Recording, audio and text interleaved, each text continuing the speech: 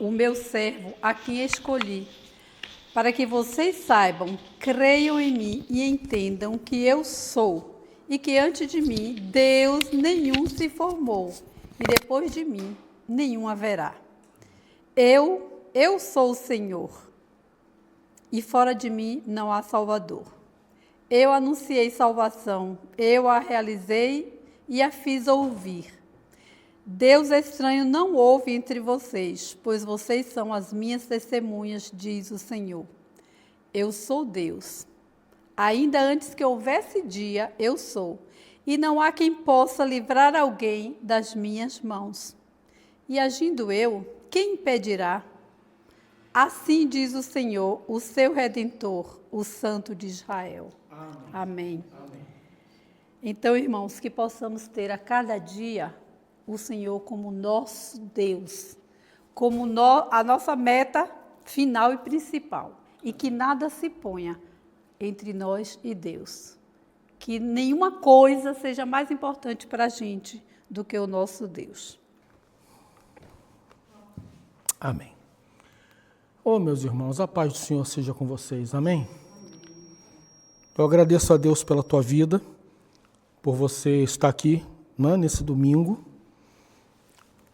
para que a gente possa louvar e adorar o nome do nosso Deus. Amados, vocês que estão aqui comigo hoje, você que está conosco aqui pela internet, eu quero começar hoje a falar com você sobre vitória. Vitória. E nesse culto de hoje nós vamos estar vendo a história de um homem muito conhecido da Bíblia, mas também profundamente humano, com coisas que temos muito que aprender com ele e com o que Deus fez na vida dele e através da vida dele. Se vocês forem pensar bem, à medida em que eu for lendo aqui, vocês vão reparar que existe uma conexão entre o que eu vou ler aqui hoje com os últimos 3 cultos onde nós falamos sobre fé. Sobre a fé que ela é trabalhada pelo Senhor. E no caso nós usamos aí a história do profeta Elias, onde Deus trabalhou a vida do profeta, mesmo ele já sendo um profeta.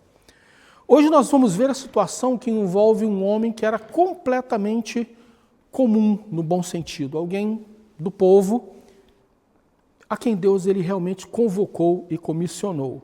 E em cima disso Deus trabalhou na vida desse homem. Essa vai ser a primeira pregação sobre Gideão. E eu vou então abrir o livro de Juízes, capítulo 6. Eu vou ler o texto, verso 1, verso 6, e depois o 7 até o 16. Então vamos ler, e assim que nós terminarmos a leitura, nós vamos orar e pedir ao Senhor que Ele fale profundamente ao nosso coração. Diz assim o verso 1. De novo, os israelitas fizeram o que o Senhor reprova. E durante 7 anos ele os entregou nas mãos dos midianitas. Verso 6, perdão. Por causa de Midian, né, ou dos midianitas, Israel empobreceu tanto que os israelitas clamaram por socorro ao Senhor.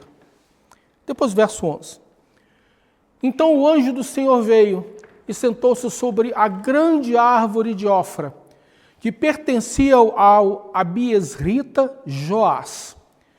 Gideão, filho de Joás, estava malhando trigo num tanque de prensar uvas para escondê-lo dos midianitas.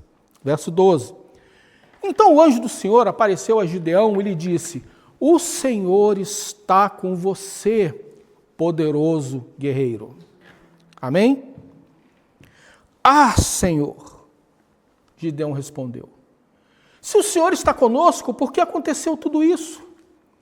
Onde estão todas as suas maravilhas que os nossos pais nos contam quando dizem: não foi o Senhor que nos tirou do Egito?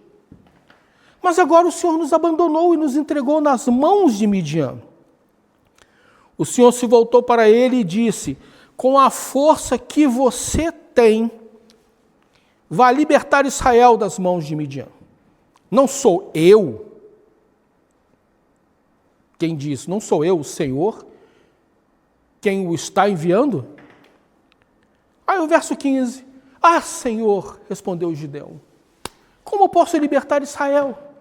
Meu clã é o menos importante de Manassés e eu sou o menor da minha família. Verso 16. Eu estarei com você, respondeu o Senhor. E você derrotará todos os midianitas como se fossem um só homem. Amém? Amém. Vamos orar. Por favor, me ajude em oração aqui. Me ajude em oração. Pai amado, Pai santo, Pai querido, eu quero me colocar inteiramente nas tuas mãos, ó Deus, agora, nesse momento de pregação da tua palavra. Precisamos de ti, Senhor. Somos incapazes e impotentes sem ti. Na verdade, Senhor, nós não queremos fazer nada sem ti, Senhor. Nós queremos que o Senhor nos guarde, que o Senhor nos guie, que o Senhor nos lave no teu sangue, Senhor, capacitando-nos, ó Pai. Ó Deus, que o Senhor fale conosco aqui hoje, ó Deus, compensando, ó Deus, por favor, as minhas limitações naturais, que o teu Espírito Santo fale poderosamente no nosso meio hoje aqui. Tira tudo aquilo que nos atrapalha, tudo aquilo que não pertence a Ti. Afasta daqui todo espírito maligno, ó Deus. Acampa os Teus anjos ao nosso redor e que eles estejam aqui nos protegendo. Que tudo aquilo que tira a nossa atenção seja removido agora em nome de Jesus. E que nós possamos estar com o nosso coração totalmente aberto para receber a Tua boa semente nos nossos corações. Tudo isso, Senhor, eu te peço e eu já te agradeço. Em nome de Jesus. Amém e amém. Meus amados irmãos, a Bíblia ela é um livro impressionante. Se você for ler a Bíblia, do começo ao fim, você vai reparar que ela fala de homens comuns a quem Deus usou ou capacitou. Você vai ver que a Bíblia ela fala de homens comuns que, na sua natureza imperfeita, eles falharam, vacilaram, tiveram medo, tiveram inseguranças, como qualquer um de nós. E lendo esse texto aqui de Gideão, eu me lembrei, sabe de quem? De Moisés. Sabe por quê? Porque se você prestou atenção aqui nesse texto que nós lemos, nós vimos várias vezes Deus dizendo, eu estou com você. E Gideão dizia, mas Senhor, como é que pode? Gideão, vai porque sou eu que estou te mandando. Mas eu sou o menor. Mas faz isso porque eu estou contigo. E se você fosse ler o texto na íntegra, você iria ver que Gideão diversas vezes ele chegou para Deus e disse, não dá, não posso, não consigo. E ao longo do texto, até a hora em que acontece realmente a libertação do povo de Israel pelas mãos de Gideão, você vê a quantidade de vezes que Gideão vacilou. Vacilou na sua fé, vacilou na sua confiança, mas sabe, gente, em momento nenhum Deus o abandonou. Aí eu disse que eu lembrei de Moisés. Por quê? Porque se você for ver ou reler o texto em que Moisés tem um encontro com Deus lá na sarça ardente, aquele diálogo entre Deus e Moisés é um diálogo em que Deus fala diversas coisas para Moisés e Moisés diversas vezes dá desculpas para Deus do porquê que ele não poderia ir ou fazer. Então nós estamos falando de pessoas com centenas de anos de diferença na linha do tempo, mas com as mesmas características, os mesmos defeitos, os mesmos medos e as mesmas ansiedades. Mas sabe, gente, o que é mais impressionante é que Deus não desconsidera os outros por aquilo que eles são. Gideão, como eu falei antes, Gideão não era um profeta. Gideão era um homem do povo, uma pessoa comum, filho de Joás, como nós lemos aqui. Ele era um agricultor, ou seja, uma pessoa comum do povo que estava lá vivendo a vida dele, sofrendo por causa da invasão dos midianitas na terra dele, mas aí Deus de todo o povo escolhe a ele, para que esse homem comum fosse usado por ele para a libertação do povo. Sabe, gente, a gente vê que no verso número 1, que é dito, e aí eu cortei bastante para a gente não estender demais, você pode ler isso em casa, é claro que é dito que os israelitas fizeram que o Senhor reprove durante 7 anos, ou como consequência disso, durante 7 anos, Deus os entregou nas mãos dos midianitas para que os midianitas fossem instrumento de correção da parte de Deus. Mas sabe, os israelitas clamam a Deus.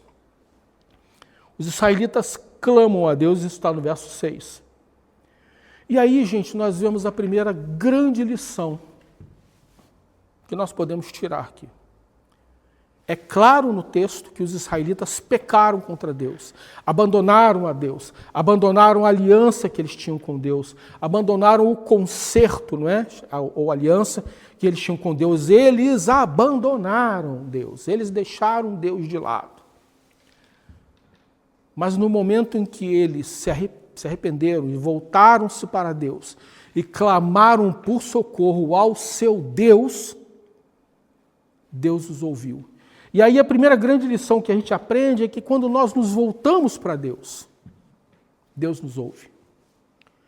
Você, eu, ou quem está nos vendo ou ouvindo pela internet, nós podemos talvez estar vivendo uma vida afastado dos caminhos do Senhor, e talvez hoje exista alguém que está me vendo e ouvindo e esteja assim, há muito tempo, há muitos anos afastado do caminho do Senhor.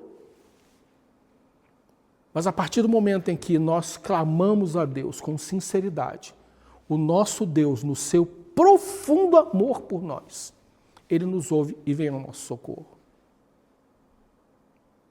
Ele não só nos ouve, mas Ele também vem ao nosso socorro. Por isso que é dito no verso 11,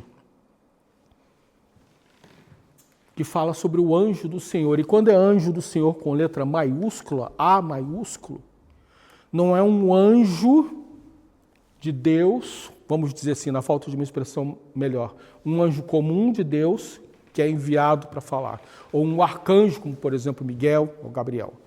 Quando existe o A maiúsculo no anjo do Senhor, nós estamos falando do próprio Deus, pré-encarnado, ou sem ser Jesus, ou Jesus pré-encarnado, a gente chama isso de uma teofania, que aparece para Gideão, ou seja, o próprio Senhor Jesus ou o próprio Deus desce dos céus para poder se encontrar com Gideão, para poder o quê? Socorrer o seu povo. E aí, no verso 12 ele fala, olha, o anjo do Senhor, ou seja, Deus, ou Jesus Cristo pré-encarnado, chega para Gideão e fala, o Senhor está com você, poderoso guerreiro. O Senhor está com você. E ainda fala, olha, você é um poderoso guerreiro. Agora, olha só, imagina a cena, porque nós lemos o texto, né? Nós lemos o texto. Imagina que Deus te dá uma ordem. Ninil, meu filho Ninil, você vai chegar para aquele outro meu filho, o filho ABC, ele é a pessoa, e vai dizer para ele que ele é uma pessoa corajosa e capaz de vencer qualquer obstáculo. Ninil, meu filho Ninil, vai lá e fala com ele. Só que tem um problema. O filho ABC, ou a filha ABC, a quem Deus pede para você falar, é a pessoa mais medrosa, inconstante, insegura que você conhece. Imagina a cena comigo. Deus te manda falar com uma pessoa, mas essa pessoa ela é medrosa, ela não tem coragem de enfrentar nada na vida, ela é insegura demais, ela entende, não é capaz de dar um passo sozinha. Mas Deus não só manda você falar com ele, ou eu mandar falar com ele, como manda você dizer o seguinte, olha, você é corajoso, você é capaz de realizar ou de fazer tudo aquilo que eu mandar você fazer. Agora, se a realidade é uma e Deus manda falar alguma coisa, que é completamente diferente da realidade, o que a gente aprende com isso, gente? A gente aprende que quando Deus ele nos dá uma incumbência, seja lá qual for, Ele não dá por causa daquilo que nós somos no exterior. Quando Deus ele olha para você, Ele não está olhando para aquilo que você é no exterior, Ele não está olhando para aquilo que você é no exterior, aquilo que você aparenta, ou até mesmo aquilo que você sente. Mas Deus ele olha para você pelas lentes dele, Ele te enxerga da maneira como Ele sabe ou quer que você faça. Ele te enxerga de uma maneira diferente com a qual você se enxerga. Ele te enxerga de uma maneira a qual ele diz assim, eu sei o que meu filho é capaz de fazer se eu der as condições para ele. E glória a Deus por isso, meu irmão. Glória a Deus por isso.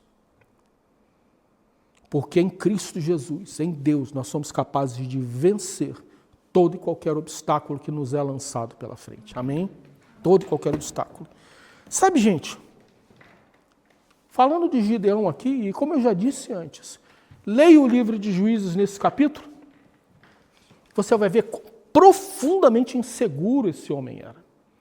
Quão profundamente medroso ele era. Mesmo levando em consideração que Deus estava falando com ele o seguinte, olha, eu estou contigo. Eu vou contigo. E aí vai aquela outra pergunta, quantas vezes nós não somos assim? Quantas vezes nós não nos comportamos assim? Você sabe, eu sei que Deus te mandou fazer alguma coisa. Você sabe, eu sei que Deus te prometeu ou me prometeu alguma coisa. Você sabe, eu sei que Deus nos garantiu alguma coisa ou que nos deu uma promessa. Mas mesmo assim, nós ficamos naquela de, poxa Senhor, mas olha...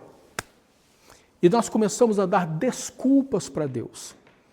Ou para nós não fazermos, ou para nós não sermos aquilo que Deus quer que nós sejamos. Quantas e quantas vezes nós damos desculpas para Deus para nós justificarmos a completa, absoluta e total falta de vontade de mudar o nosso próprio comportamento. Ah, eu nasci assim, meu Deus. Ah, eu não consigo, meu Deus. Mas olha o texto. O Senhor está com você, poderoso guerreiro, para a pessoa mais medrosa que talvez tenha existido no Antigo Testamento.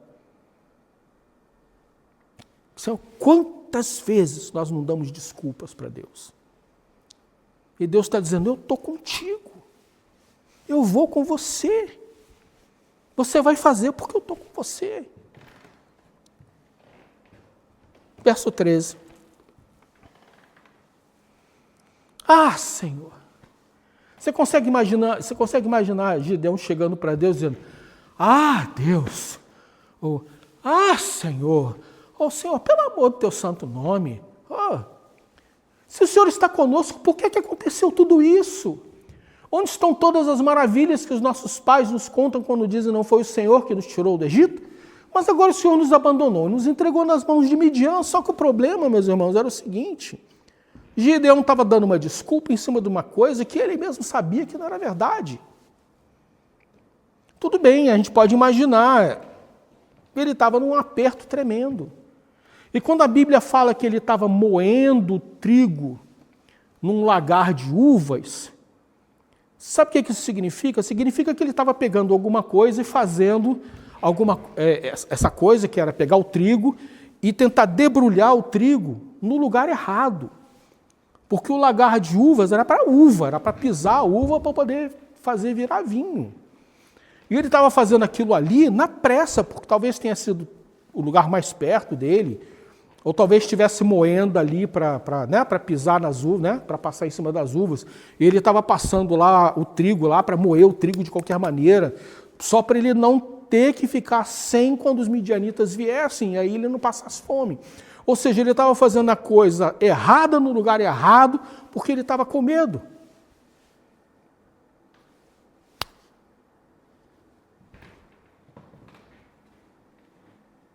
Você vai dizer assim, ele estava com medo, já tinha acontecido antes, 7 anos. Eu não sou agricultor, não faço ideia, mas vamos imaginar que pelo menos uma vez por ano os midianitas entravam lá na terra e roubavam tudo. Como eu sei que colheitas são diferentes, de acordo com o verão, inverno, outono, por aí vai, você pode imaginar que os midianitas eles entravam ali várias vezes por ano para roubar tudo, roubar gado, roubar tudo, deixar a terra destruída e você que se vire, coma aí o que sobrou. Com certeza isso já havia acontecido com ele antes, ou seja, Gideão estava falando porque tinha uma situação que ele conhecia, com toda certeza. Com toda certeza ele já tinha sido roubado antes. E ele deve ter se sentido profundamente impotente, mas em algum momento ele para de pensar que aquilo era culpa dele e do povo e passa a jogar a culpa em Deus. E aí eu torno a dizer, quantas vezes nós não fazemos isso? Quantas vezes a gente não dá desculpas para Deus e quantas vezes a gente não diz que a culpa é de Deus? Quantas e quantas vezes a gente não diz que a culpa é de Deus? Quando, na verdade, fomos nós que não fizemos o que Ele queria, fomos nós que paramos de o buscar, fomos nós que paramos de querer buscar ou ter intimidade com Ele, através da leitura da palavra, da oração, do jejum. E aí as coisas nos sobrevêm e a gente faz o quê? Culpamos a Deus. Isso é tão comum, a gente culpar a Deus. Aí a minha pergunta é, o que fazer? Vamos lá, circunstância real. Circunstância real.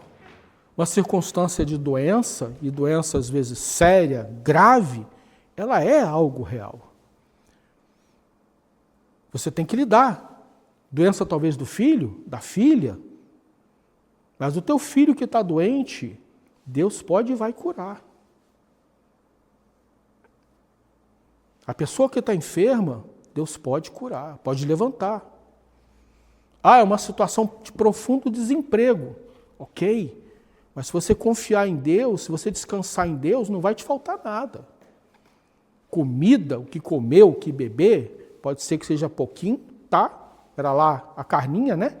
E o pãozinho de manhã e de tarde, né? Do profeta Elias, mas vinha.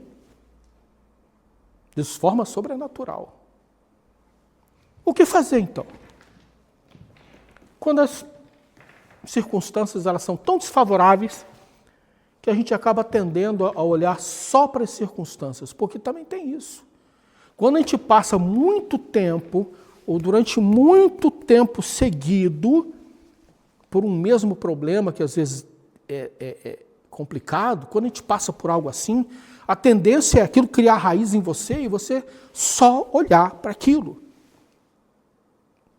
É você só olhar para baixo, só olhar para o problema, só olhar para a circunstância, porque a tua mente está sufocada, está afogada nisso. Só que se você só olhar para baixo, você só olhar para as circunstâncias, se você só olhar para o problema, você para de olhar para o alto. Você para de olhar para aquele que tem condição de te ajudar. Sabe, gente, Gideão, é como eu falei, Gideão tinha que parar de olhar para as circunstâncias.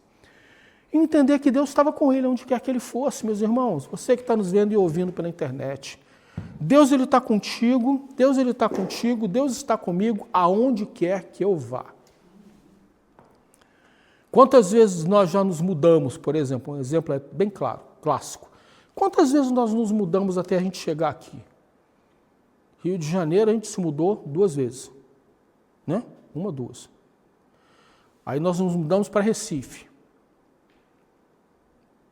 1.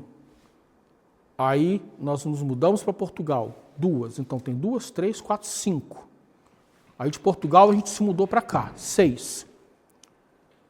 Em cada uma dessas mudanças Deus esteve conosco. Ele nunca nos abandonou. Torno a dizer, é uma situação assim bastante comum, né?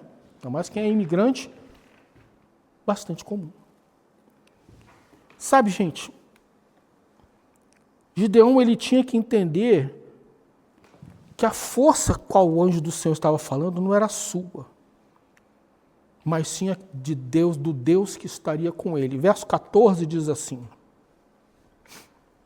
o Senhor se voltou para ele e disse: com a força que você tem, vai libertar Israel das mãos dos midianitas. Não sou eu quem o está enviando. Agora, preste atenção numa coisa aqui. Existe um jogo de palavras aqui no original, no hebraico, que em português a gente perde muito e com a frase parece que Deus está dizendo o seguinte: Gideão, olha, você vai com a sua força e com a sua força você vai vencer. Quando no hebraico não quer dizer isso. Torno a dizer, existe um jogo de palavras no original que quer dizer, sabe o quê? Que Gideão teria que ir, ou deveria ir, com a força que estava nele, mas que foi depositada nele e que tinha vindo de Deus, ou que pertencia a Deus. Ou seja, a força que Gideão teria para ir libertar Israel não era a sua própria força, mas a força que Deus estava disponibilizando para ele, porque Deus estava convocando, Deus estava comissionando Gideão. Então veja, todas as vezes que Deus te comissiona para algo, todas as vezes que Deus te vocaciona para algo, Ele não só te vocaciona, Ele não só te comissiona, Ele te dá a capacitação para que você faça aquilo que Ele está dizendo para você fazer. Como eu disse semana passada, quando Deus manda, Deus se responsabiliza. Se Deus te mandar para algum lugar, ou se Deus te mandar fazer alguma coisa ou dizer alguma coisa, você pode ter certeza que quando você for ou fizer, Deus está por trás de você, te capacitando para você fazer o que Ele está te mandando. Você nunca vai fazer nada para Deus que seja com a tua própria força e teu próprio intelecto. Se você fizer isso, vai dar errado. Se você fizer isso, em algum momento o esgotamento vai bater e você não vai conseguir mais fazer. Então nós temos que pensar ou saber que o que Gideão tinha que fazer era ir na força do Senhor. E na força do Senhor ele venceria. Só que tem uma outra coisa, Gideão tinha que parar de reafirmar a pequenez e a fragilidade e a falta de recursos dele. Verso 15. Poxa, Deus acaba de falar com ele no verso 14. Com a força que você tem, vai liberar Israel das mãos de Midian. Não sou eu quem o estou enviando? Aí no verso 15, ele responde para Deus. Para o mesmo Deus que tinha acabado de dizer para ele, olha, eu estou te dando a capacitação, não, porque sou eu que estou te enviando. Aí no verso 15, como posso libertar Israel? Deus tinha acabado de falar com ele. Como posso libertar Israel? Meu clã é o menos importante de Manassés, ou seja, minha família é a menor, e eu sou o menor da minha família. Ele está dizendo o seguinte, eu sou pequeno, eu sou fraco, não tenho recursos, eu não consigo fazer. Era como se Deus dissesse, tá bom, você está certo, você não consegue fazer não, mas através de mim você faz. Então, gente, Gideão e nós, a gente tem que parar de reafirmar a nossa pequenez, a nossa fragilidade, a nossa falta de recursos, porque quando Deus manda, Ele se responsabiliza. Quando Deus manda, Ele também provê tudo aquilo que a gente vai precisar para fazer, ou para ser. Mais do que fazer, ser. Porque o que mais Deus quer de nós é que nós sejamos. Não é nem tanto que nós façamos. O fazer é uma consequência natural e lógica de nós sermos aquilo que Deus mandou ou disponibilizou que nós fôssemos. Então, ser. Aí você vê em Hebreus, capítulo 11, 34, que aí eu torno a dizer, tem a ver com a pregação das 3 últimas pregações que falavam sobre fé. Hebreus 11, 34, que fala sobre fé, fala que com a fé, os heróis da fé, né? Apagaram o poder do fogo, escaparam do fio da espada. Agora olha, da fraqueza tiraram força, tornaram-se poderosos na batalha e puseram em fuga exércitos estrangeiros. Irmãos, da fraqueza tiraram força. Da tua fraqueza, da minha fraqueza, da tua incapacidade, da minha incapacidade, no Senhor e pela fé no Senhor, tiveram forças para vencer as suas batalhas. Qual é a tua batalha? Qual é a minha batalha? Vá, poderoso guerreiro, vá, poderosa guerreira, porque o Senhor é contigo. Amém? O Senhor é contigo.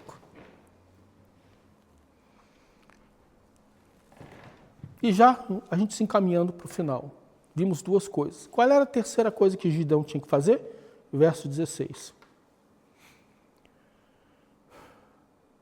Gideão tinha que trazer à mente dele sempre as promessas do Senhor e confiar que se Deus mandou, Ele é capaz de cumprir aquilo que Ele te mandou fazer.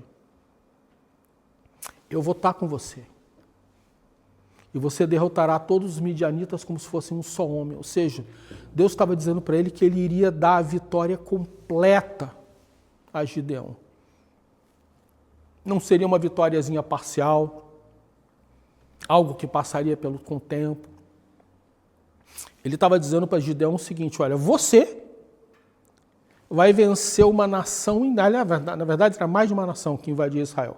Você vai vencer uma nação inteira de invasores, como se eles, em todo esse povo, fosse um só. Porque eu estou com você. Sabe, gente, quando Deus diz, eu estarei com você, não tem batalha nenhuma que você ou eu estejamos, que nós não sejamos capazes de vencer. Como qualquer batalha, pode ser que demore, né, o seu tempo para que você consiga a vitória completa. Mas se Deus diz, eu estarei com você, então eu tenho que lembrar disso sempre. Deus está comigo.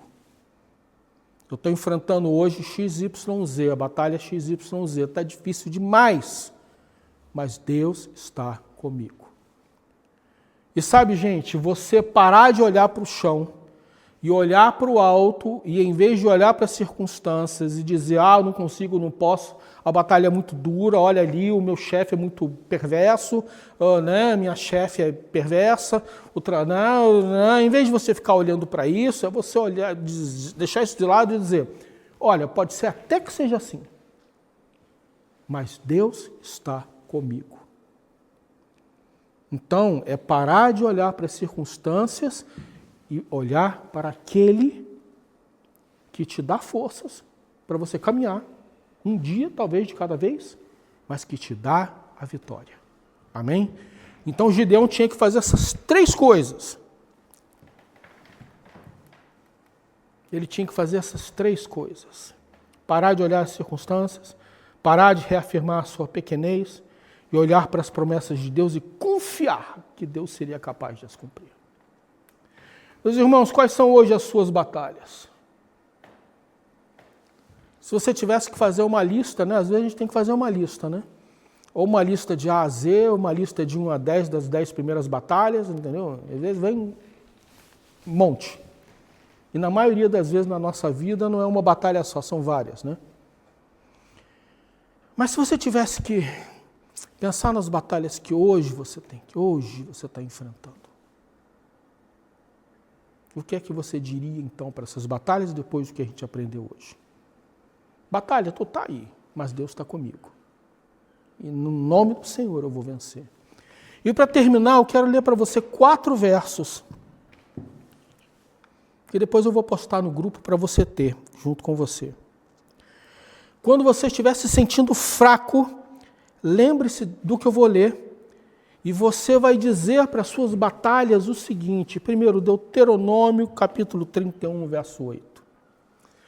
O Senhor é quem vai adiante de ti. Ele será contigo, não te deixará, nem te desamparará. Não temas, não tenha medo, não te atemorizes, porque o Senhor é quem vai adiante de ti, Ele não vai te deixar. Aonde quer que você vá, Deus ele vai estar contigo. Josué, capítulo 1, verso 9. Não te mandei eu? Sê forte e corajoso, não temas nem te espantes, porque o Senhor teu Deus é contigo por onde quer que andares. Aí, você vê uma coisa, Deus está dizendo para Josué o seguinte, Josué, Rogério, eu não mandei você? Não fui eu o responsável por isso? Rogério, Josué, né? Vocês que estão aqui comigo, você que está nos vendo e ouvindo pela internet, você, a tua parte é, seja forte e corajoso, não temas nem te espantes, porque o Senhor, ou seja, eu, teu Deus, é contigo por onde quer que andares. A terceira coisa que você vai dizer para as tuas batalhas está em Isaías, capítulo 41, 10, que é mais ou menos a mesma coisa. Não temas, porque eu sou contigo. Não te assombres, ou seja, não te assustes, não fique assustado com o tamanho da tarefa, não fique assustado com o tamanho do problema, não fique assustado com o tamanho da batalha, porque eu sou o teu Deus.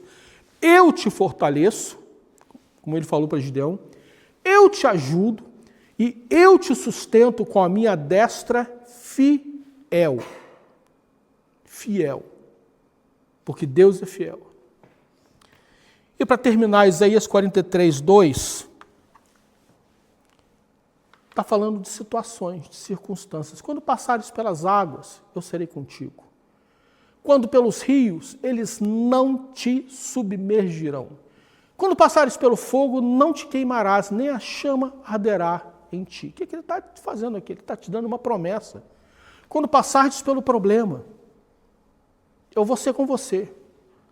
Quando você passar pelo rio, ou seja, quando o problema for gigantesco, o problema não vai te afogar e não vai te matar. Quando passares pelo fogo de uma tribulação, não te queimará, nem a chama arderá em ti. Por quê? Porque o Senhor Deus te protege. O Senhor Deus te protege. Só que, meus irmãos, nós temos que tomar posse disso. Nós temos que acreditar nisso. Nós temos que acreditar nisso, que o nosso Deus, Ele nos protege. Gideão, ele precisou passar por uma longa estrada, até que ele realmente acreditasse, o meu Deus está comigo, o meu Deus me protege, eu vou entrar numa batalha, numa guerra, em que alguém pode vir com uma espada e decepar a minha cabeça, mas o meu Deus está comigo, então isso não vai acontecer. Amém, gente? Meu Deus está comigo, aonde quer que eu vá.